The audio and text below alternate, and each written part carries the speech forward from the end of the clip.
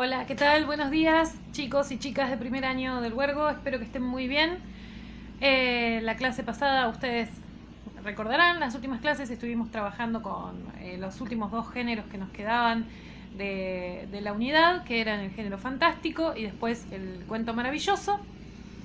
Ustedes ya eso lo vieron, o por lo menos si llegan hasta este video es porque ya hicieron las otras actividades. El cierre, como ustedes recordarán, quedó con el primero de los dos trabajos de el príncipe, sobre el príncipe feliz, ¿sí? O sea, el segundo de los trabajos, el de la teoría del cuento maravilloso y sobre el príncipe feliz y el de las dos caperucitas quedan para el último, asumo que es el último, cierre del año, ¿sí? Hoy vamos a empezar a leer, por eso decidí hacerlo en formato video. Vamos a empezar a leer un libro. Ya lo tienen en el Classroom subido. El libro se llama Los vecinos mueren en las novelas.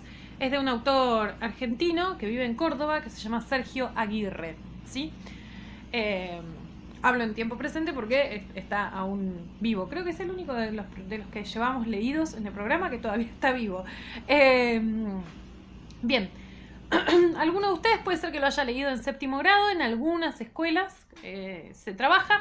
Acá lo vamos a trabajar de una manera novedosa. Eso no significa que puedan ustedes eximirse de la lectura, porque vamos a ver otras cosas que tienen que ver justamente con la lectura que estamos haciendo a partir de géneros y otras cuestiones, ¿no? Y vamos a hacer también algunas actividades en virtud de eso. Hoy vamos a leer, decía, los primeros capítulos del libro. Decidí hacerlo de forma conjunta para ir explicando algunas cosas para que no se pierdan. Puede ser que al principio sea un poco confuso para ustedes. Por supuesto me dispuse a hacer el video y están rompiendo la calle abajo, así que si escuchan algún ruido es eso, es el martillo neumático contra el asfalto, ¿no? Digo, no son mis hijos que hacen mucho ruido, pero tampoco la pavada.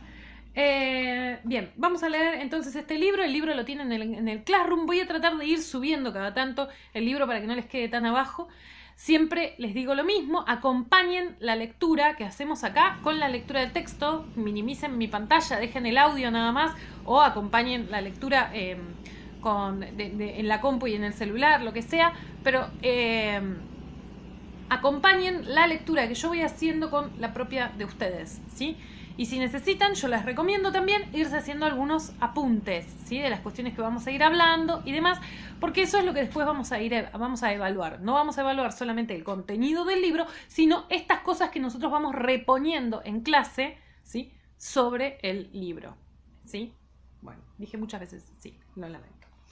El libro tiene un epígrafe, es estas frasecitas que empiezan, que muchas veces están al comienzo de los libros y que casi siempre encuentran su sentido cuando, para nosotros como lectores, cuando terminamos la lectura del libro, ¿sí?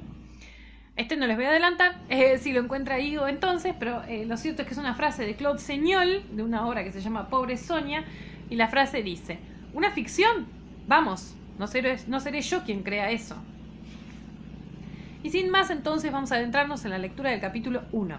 El capítulo 1 se llama Visita después de una tormenta. Cada vez que se mudaba de casa, John Bland tenía la costumbre de presentarse a sus vecinos. Así lo habían hecho siempre sus padres y le parecía que si no realizaba esa visita de cortesía, algo faltaba para terminar de establecerse en su nuevo hogar. Aún en Londres, cuando después de casarse con Anne arrendaron el pequeño departamento en Halsey Street, no dejó de intentarlo entre los indiferentes habitantes del edificio donde vivieron sus primeros años de matrimonio. Sabía que cuando se mudasen al campo, en las afueras de Chipping Campden, su pequeña tarea de relaciones públicas sería muy breve, porque solo tenían un vecino, la anciana que vio en el jardín de la única casa cercana la tarde que pasaron por allí con el empleado de la inmobiliaria. Pensaba visitarla algunos días después de acomodarse, pero no sucedió así. Habían llegado hacía un par de horas cuando John se encontraba en los fondos de la casa. Una fuerte tormenta, entre otros desmanes, había arrojado la rama de un árbol sobre la casilla del jardín. John trataba de removerla cuando vio a Anne salir de la casa. En su expresión advirtió que algo había sucedido. «Es papá, acaba de llamar, él no durmió bien. No me gustó el tono de su voz. Yo lo siento. Realmente lo siento, John, pero necesito ir a verlo». John no disimuló su fastidio. No había escuchado el teléfono y esto lo tomaba por sorpresa. «Pero, Anne, Ni siquiera hemos abierto las cajas de la mudanza. Lo siento, repitió ella, y bajando la cabeza dio media vuelta en dirección a la casa. John la siguió con la mirada hasta que desapareció por la puerta de la cocina y por lo bajo lanzó una maldición. No había pensado en el teléfono. Tampoco podía imaginar que él la llamaría tan pronto, el mismo día de la mudanza. Arrastró la rama unos metros y se detuvo. De repente se sentía desanimado. Como en Londres, bastaba una llamada para que Anne saliera corriendo. La enfermedad de su suegro, que había enviudado hacía pocos años, y el hecho de que ella fuese su única hija, eran perfectas razones para que su mujer pasara cada vez más noches fuera de la casa. Y por lo visto, vivir en el campo no iba a cambiar las cosas. Ella volvió al rato. Caminaba lentamente, cuidando que la tierra aún húmeda no se pegara en sus zapatos. También se había cambiado la falda y ahora llevaba rouge en los labios. John la miró. A veces, cuando quería, Anne podía ser realmente hermosa. Bueno, me voy. ¿Necesitas algo de Londres? No, nada. Gracias. Ah, saludos a tu padre. Se hizo un silencio muy breve en el que sus miradas se cruzaron. Anne había percibido el tono de ironía en las palabras de John, pero se limitó a decir: estaré aquí mañana. Unos segundos después se oyó el ruido del auto que partía. Cuando dejó de escucharlo, con un gesto de enojo, John arrojó la rama al costado de unos brezales y entró en la casa. Se sentía furioso. Últimamente, todo parecía salirse de su lugar, como si hubiese empezado a perder el control sobre las cosas. Hacía meses que no se le ocurría nada para escribir. Eso lo ponía de mal humor. Ya le había sucedido antes. Y el fracaso de su última novela había contribuido a que todo pareciese más incierto. ¿Qué derechos tenía sobre Anne si aún los mantenía su padre? Sentía que debía hacer algo, pero ¿qué? Encendió un cigarrillo y se adelantó apenas por el pequeño laberinto hecho de muebles y cajas de mimbre. Miró a su alrededor. Los vestidos de su mujer habían formado una pila que se derrumbaba sobre el televisor. El teléfono, un viejo aparato que pertenecía a la casa, permanecía sobre la chimenea y contra ella sus sillones cubiertos de ropa y pequeños paquetes en los que habían guardado los objetos más chicos. Allí casi no se podía dar un paso. De repente sentía que esa casa, el lugar con el que había soñado durante ese último tiempo, era un pequeño infierno. En ese momento se le ocurrió llamar a Dan. Tal vez hablar con alguien lo sacaría de su mal humor. Estaba a punto de alcanzar el teléfono cuando se acordó de que era viernes. Los viernes, Dan daba clases todo el día. No estaría en su casa hasta la noche. Se sentó en el apoyabrazos de uno de los sillones. No tenía ganas de nada. Entonces vio a través de la ventana abierta que después de todo era una espléndida tarde de otoño. El sol caía, recostándose sobre los arces, apenas perturbados por una brisa del sur que se extendía en el costado de la casa. Decidió dar un paseo.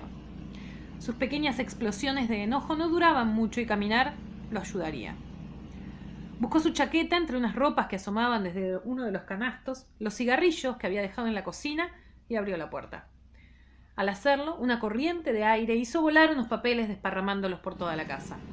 Había dejado abierta la puerta de la cocina.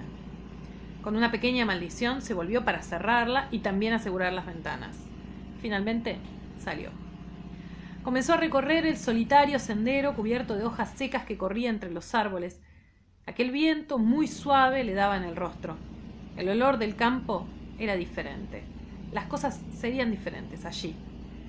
Guardó las llaves en el bolsillo de su chaqueta, tiró la colilla del cigarrillo y levantó la vista hacia el cielo. Inspiró profundamente. El cielo era increíble desde ese lugar. Y al voltear la cabeza vio a lo lejos la columna de humo.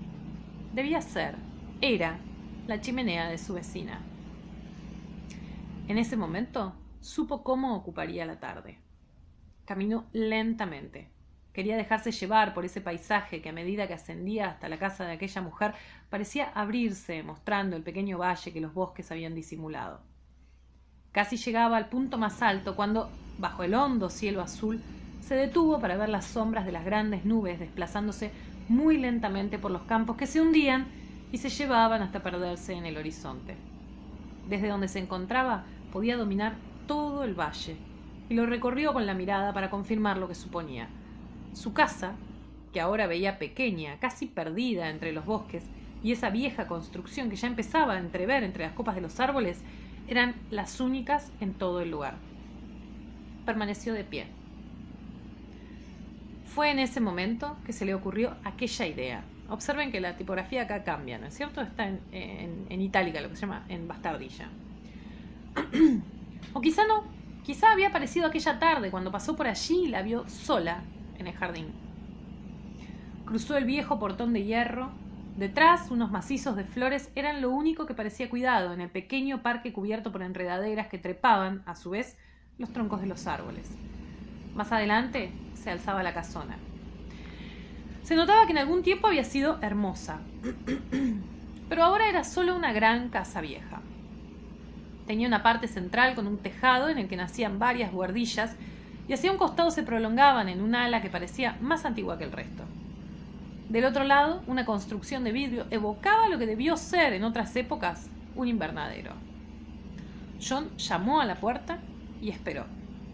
Después de unos segundos, le pareció oír un rumor de pasos en algún lugar, pero no era nada. Insistió y mientras golpeaba, se escuchó la voz desde adentro. ¿Quién es? Percibió el dejo de alarma en la pregunta y trató de sonar cordial. Soy John Bland, señora, su nuevo vecino. No hubo respuesta. Perdone, no quisiera importunarla, solo que hoy terminamos de mudarnos y se me ocurrió venir a presentarme. Si usted está ocupada, puedo... El ruido de la cerradura no lo dejó terminar.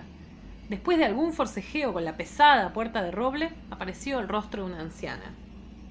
¿Vecino? No sabía nada de eso. Con mi esposa hemos comprado la casa que está allá abajo. John señaló con el brazo hacia el centro del valle. Y pensé en presentarme. Le ruego me disculpe si soy inoportuno. ¿Puedo regresar? La mujer lo interrumpió. No, por favor. Sé cuál es la casa. Sí, la conozco. He visto el letrero de venta, pero... La mujer soltó una risa simpática. No sabía que ya tenía nuevos dueños. Casi no salgo, lo siento. Adelante, señor Bland. John Bland. John siguió a su anfitriona por un pequeño recibidor hasta la sala. La luz de la tarde entraba por dos grandes ventanas cuyos cristales emplomados dejaban ver el pequeño parque que acababa de cruzar, y detrás, como en un cuadro, una pequeña vista de la campiña. John echó una breve ojeada al lugar. El ambiente era cálido, elegante y un tanto abigarrado de muebles y adornos. Abigarrado significa lleno, cargado, ¿no? Y de libros. Parecían dispersos por todas partes, no solo en la importante biblioteca que se levantaba hasta el techo al final de la sala. Sin embargo, le pareció agradable, salvo por ese olor a telas añosas que percibía desde que entró y la hilera de fotografías sobre la repisa de la chimenea en cuyo centro se destacaba con un horrible marco dorado la reina. Viejas inglesas, pensó y miró a su anfitriona. ¿Cuántos años tendría? ¿70? ¿80? Nunca pudo calcular la edad de la gente anciana. Tampoco le interesaba. Para él, todos tenían la misma edad. Eran viejos. Se sentaron en dos sillones dispuestos frente al hogar donde un gran leño ardía pacientemente. Hacía un poco de calor allí. Creo que estoy muy abrigado. John se levantó para sacarse la chaqueta. De pie, mientras lo hacía, vio dos libros sobre una mesita, el canasto con leños y el atizador al lado del sillón de su anfitriona. El atizador es lo que se usa para avivar el fuego. ¿Vieron? Que es como una vara metálica que tiene a veces tiene un rulo o a veces tiene un ganchito en la punta que es para avivar, para mover las brasas de la parrilla o en este caso de la chimenea. La anciana, mientras tanto, se detuvo un momento en el rostro de su vecino. Era irlandés, sin dudas. Pero le gustaba. Fíjense que acá aparece, ¿no? Bland es irlandés, ya nos lo había dicho al principio. Es irlandés y lo primero que ve es el retrato de la reina, ¿no? Y le genera, dice, estas viejas inglesas que siempre están adorando a la reina.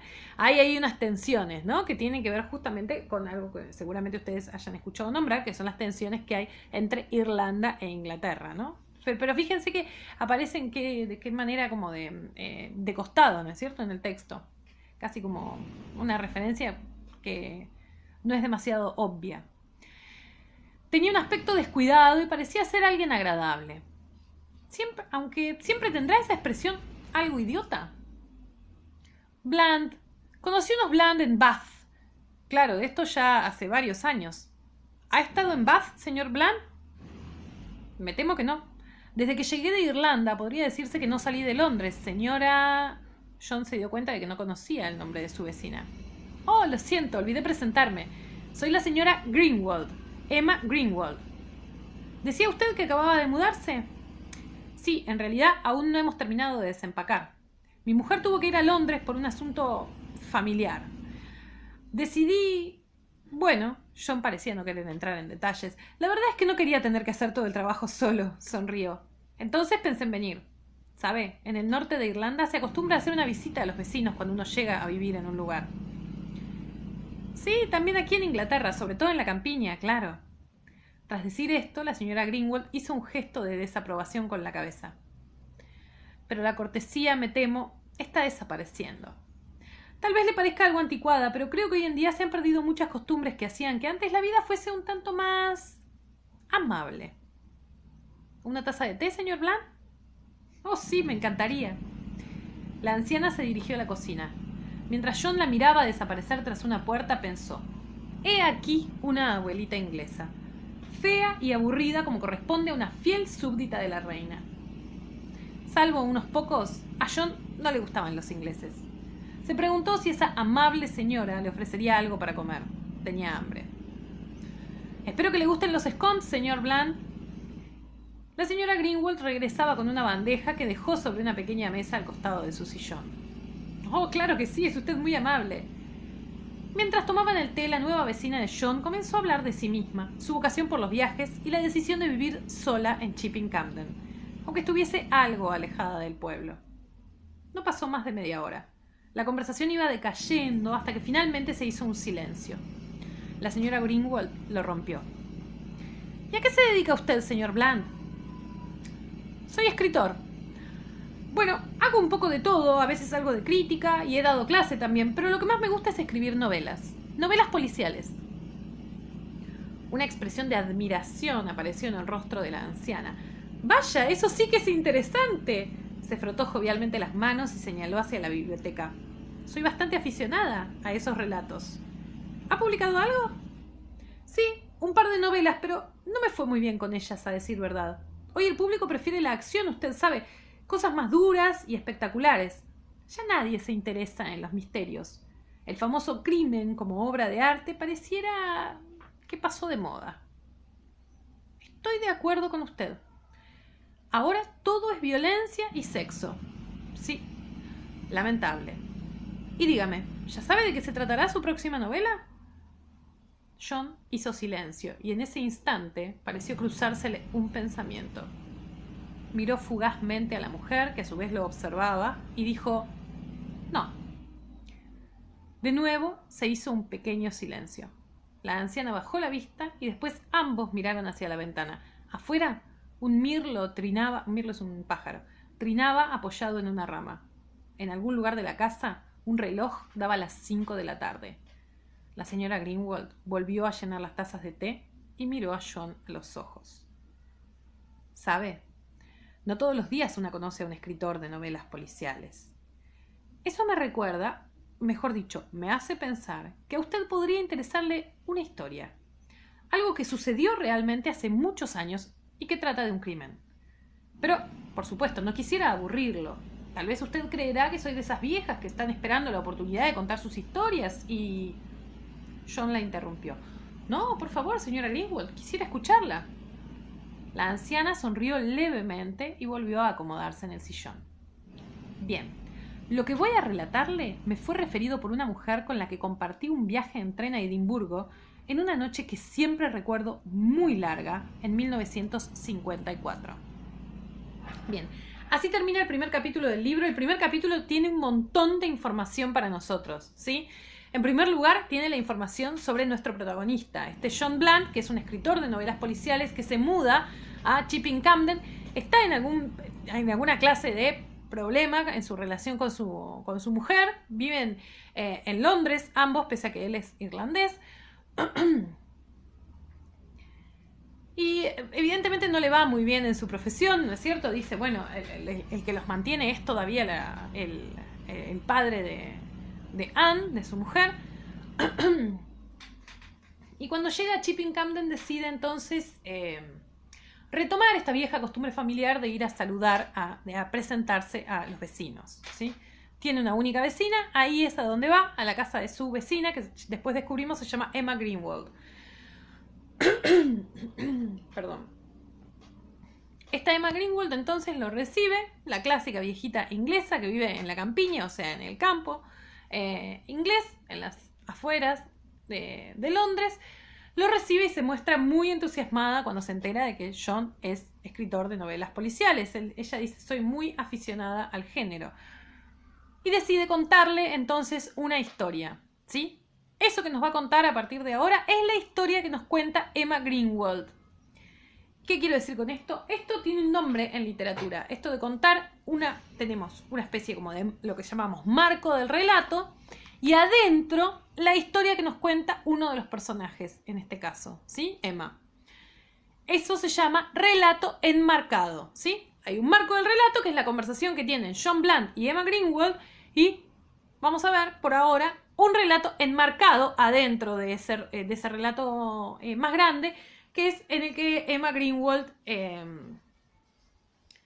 le va a contar una historia que le pasó en un tren, que vivió, vamos a decir, en un tren hacia Edimburgo, la capital de Escocia, en 1954, ¿sí? Recuerden, la guerra, la Segunda Guerra Mundial había terminado hacía poco tiempo para ese momento, ¿sí? Esto es entonces algo de la mucha información que recibimos en este primer capítulo, que en general tiende, digamos, en cualquier novela, el primer capítulo tiene este objeto, ¿no es cierto? Tirarnos un montón de información sobre los personajes. Lo que vamos a leer entonces en el capítulo 2 es la historia que esta Emma Greenwald le va a contar a John Blunt para inspirarlo como relato para su próxima novela. El capítulo se llama ¿Viaja usted sola? Comenzaré por el principio. Cuando llegué a la estación, el tren salía de King's Cross a las 10. King's Cross es como retiro. Recuerdo que mi reloj se había roto, de modo que apenas ingresé, miré la hora en el reloj del hall central. Faltaban 8 minutos. Me dirigí a las boleterías. Un grupo de pasajeros se había agolpado en una de las taquillas. Al parecer, había algún problema. Porque se demoraban y mientras esperaba sentí que alguien tocaba mi brazo. ¿Siempre vivas, mi lady? Era una de esas mujeres que vendían flores en la calle. Le dije que no. Fui algo grosera. Como si sus últimas palabras se hubiesen diluido, la señora Greenwald hizo una pausa. Es extraño. Lo primero que recuerdo son los detalles. Cada vez que intento recordar esa noche, siempre aparecen los detalles. Yo estaba algo molesta porque se me había corrido una media. Sé que le parecerá una tontería, pero en esa época, mi joven amigo, en Inglaterra, eso solo era bastante parecido a un escándalo sexual. Quería estar en el tren cuanto antes. No era la media, en verdad. Ese no había sido un buen día para mí. Recuerdo también que el tren salía del andén número 5 y que entré a ese compartimiento porque tenía las cortinas cerradas. Como aún faltaban unos minutos para salir, supuse que alguien había olvidado correrlas y estaría vacío. Apenas puse un pie adentro, escuché una voz, casi un susurro, que me dijo: «Por favor, no abra las cortinas». No había alcanzado a reparar en esa muchacha sentada al borde de uno de los asientos, casi pegada al pasillo. Estaba bastante oscuro. Una sola lámpara apenas arrojaba una luz mortecina en el compartimiento. Me resultó raro. Las cortinas de la ventanilla también estaban cerradas. «Me parece que hace falta un poco más de luz. ¿Puedo?», dije, tratando de ser agradable mientras encendía otra lámpara. La muchacha, desde el rincón de su asiento, hizo un gesto de asentimiento con la cabeza. Entonces la vi. Era muy joven. Tenía un rostro común, más bien ancho y extremadamente pálido. No era fea, aunque me resultaba algo vulgar. Recuerdo que llevaba un peinado que hacía furor en esa época y que no me gustaba. Pero lo que más llamó mi atención fue esa imagen inmóvil y crispada, con los ojos muy abiertos y la mirada vacía. Su respiración era muy fuerte. Pensé que podía estar enferma. Hacía calor, pero ella permanecía enfundada en un abrigo marrón que llegaba hasta el suelo. Para mis adentros, comencé a lamentar que el compartimiento no hubiese estado vacío. «¿Viaja usted sola?», No fue la pregunta, sino la forma en que la hizo lo que me incomodó. Es difícil de explicar, pero me di cuenta de que no era una pregunta de cortesía. Usted sabe, de las que se hacen en esas ocasiones. Parecía otra cosa. Tal vez quería iniciar una conversación. Le contesté que sí, sin más. Verá, nunca fue mi costumbre relacionarme con desconocidos en los viajes. Uno nunca sabe a quién tendrá que soportar por kilómetros. Además, algo en esa muchacha me resultaba extraño, no me gustaba. Se me había empezado a ocurrir que tal vez esperaba a alguien o le sucedía algo y justamente había cerrado las cortinas para no ser molestada. Al final decidí irme. No había visto mucha gente en el tren y estaba a tiempo de encontrar un compartimiento desocupado, así que me puse de pie y tomé mi bolso del maletero. Cuando vio que me disponía a salir, se levantó de su asiento e hizo un gesto para detenerme. No, por favor, no se vaya. Parecía una súplica. Sinceramente, por el tono, había conseguido inquietarme. ¿Está usted bien, querida? No pude dejar de preguntar. Me contestó que sí, solo que no quería viajar sola. Dadas las circunstancias, pensé que ya no me podía ir. Le sonreí apenas y volví a mi asiento, pero no sabía qué hacer.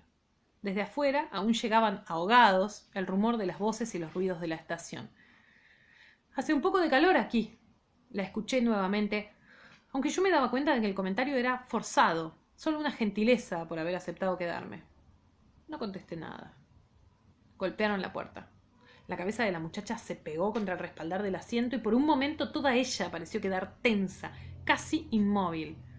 También sus ojos. Vi que sus ojos se paralizaron mientras miraban hacia la puerta hasta que se abrió. Era el guarda. Un hombre mayor, bastante alto, que apenas entró la mitad de su cuerpo y nos pidió los pasajes. Antes de retirarse nos dio las buenas noches. Como si esa aparición le hubiese quitado todo el aliento, mi compañera de viaje pareció desplomarse, aunque permanecía sentada. Volví a preguntarle: ¿Está usted segura de que se encuentra bien? Me miró, intentando decir algo, pero sus ojos ya estaban llenos de lágrimas. Y como si algo en ella hubiese estallado de repente, su cara se contrajo y comenzó a llorar. Me acerqué para consolarla. La abracé como si fuera un niño y permanecimos un rato así, en silencio, con su rostro hundido en mi pecho.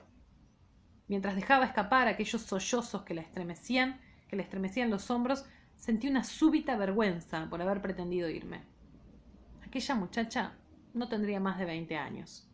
Imaginé un noviazgo trunco o algo por el estilo, cuando alcancé a escuchar entre los estertores del llanto, como si saliera de mi propio cuerpo, su voz. Un hombre quiere matarme. No sé si ha subido al tren. El silbido de la locomotora cruzó el aire, helándome la sangre. Escuché las puertas cerrarse a lo largo del tren y el primer temblor en el vagón nos anunció que eran las 10 de la noche. El viaje acababa de comenzar. Bien, es entonces sobre el capítulo 2. El capítulo 2, como decíamos antes, es la historia, lo que se llama la historia intercalada, la historia que cuenta Emma Greenwald a John Blunt, ¿sí? ¿Se acuerdan? El marco del relato es John Blunt charlando con Emma Greenwald. Y Emma le dice: le voy a contar una historia que a lo mejor le gusta para escribir una novela. Y esa es la historia que nos cuenta en esta oportunidad, ¿sí? Bien. Bueno, vamos a dejar acá hoy, porque me parece que si no, capaz es mucho para esta primera aproximación a la novela. Cualquier duda que ustedes tienen, me escriben. Hoy la única tarea es ver este video, ¿sí? La próxima clase vamos a agregar seguramente, además del video, quizás alguna actividad, la primera de las actividades que vamos a hacer en relación a esta novela. Dicho esto, espero que estén muy bien. Cualquier duda que tengan, como siempre, me escriben. Yo siempre me pongo contenta de leerlos, de saber que están del otro lado, que están haciendo sus cosas. Espero que estén muy bien y que lo que sea me lo digan, ¿sí? Nos vemos.